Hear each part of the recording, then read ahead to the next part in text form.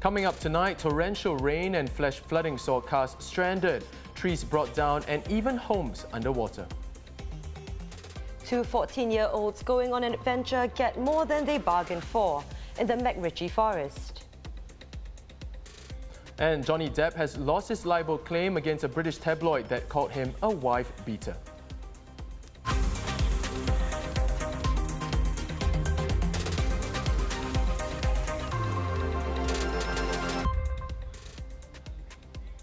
This is the Straits Times Newsnight. I'm Dylan Ang.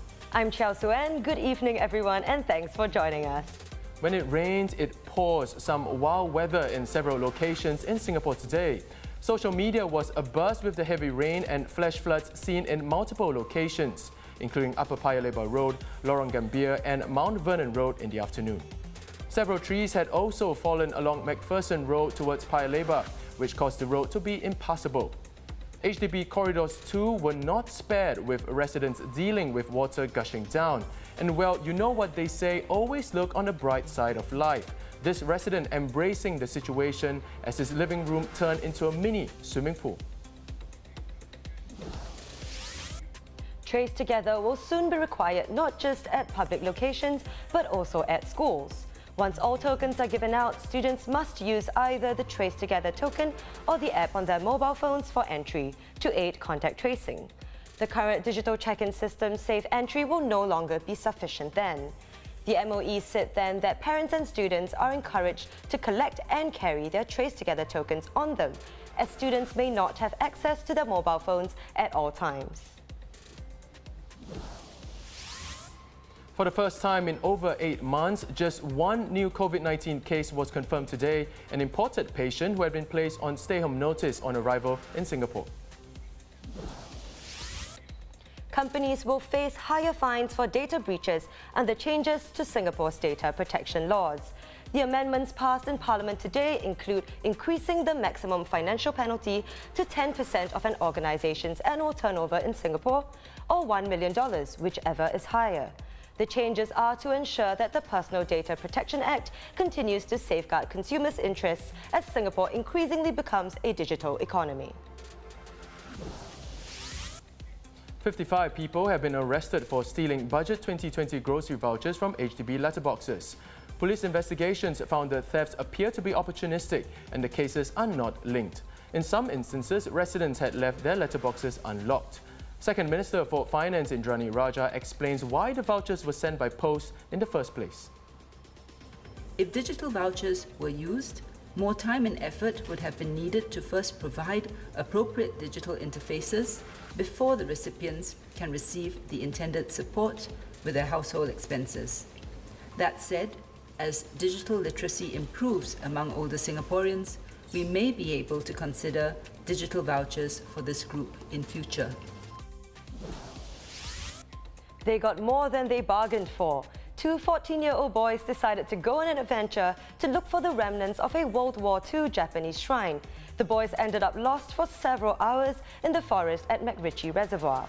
After wandering around since 3 p.m, Broderick Secondary School student Richard Goh and classmate Su Xiang Lin called the police for help at 7:15 p.m, after having tried to find their way out to no avail.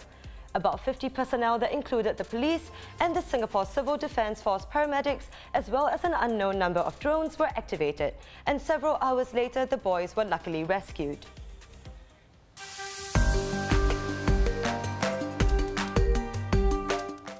It's time to take a look at what's been trending on social media and sparking conversations today. Hollywood actor Johnny Depp has lost his libel case against British tabloid The Sun over a 2018 article that called him a wife beater towards ex-wife Amber Heard. The court was told of Depp's extensive drinking and use of drugs, text messages in which he called Heard a witch before suggesting burning her, as well as videos of him punching and hitting kitchen cupboards.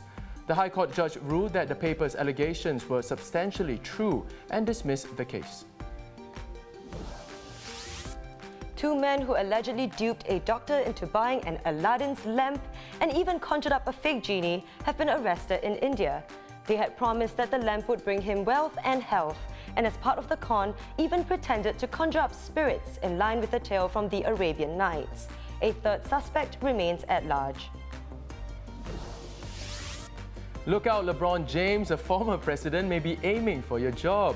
Former US President Barack Obama has been praised on social media for nailing a three-point basketball shot in a high school gym where he was campaigning with Democratic nominee Joe Biden.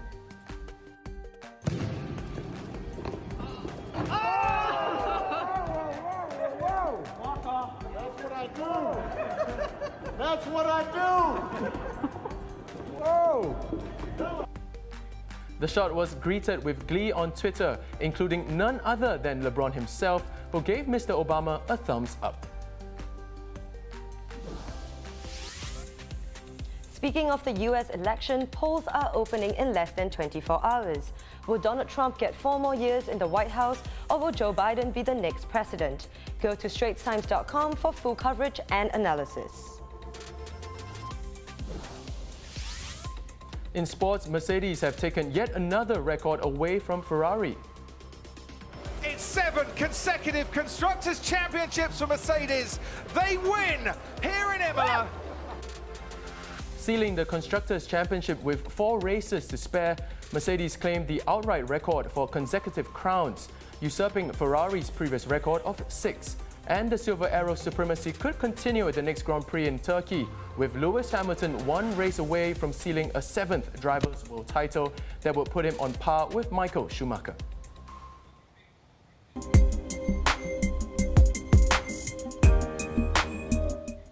In case you missed it, no parties, haunted houses or parades this year, but that did not stop Halloween fans from getting their costumes on and soaking in their socially distanced Halloween spirit. Crowds of small groups could be seen along Clark Quay, Orchard Road and even in the heartlands, taking photos and soaking up the spirit of the evening.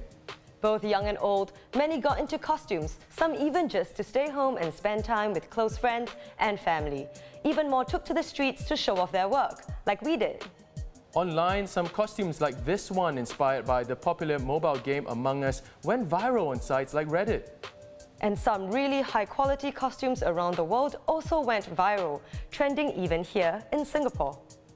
And even the moon came out to play. The phenomenon of a blue moon could be seen in the Singapore sky on October 31st, making this Halloween truly once in a blue moon. And that wraps up the Straits Times Newsnight. Do visit straitstimes.com to see more news and videos. You can also subscribe to our YouTube channel by hitting the button below. Have a great evening. We'll see you tomorrow.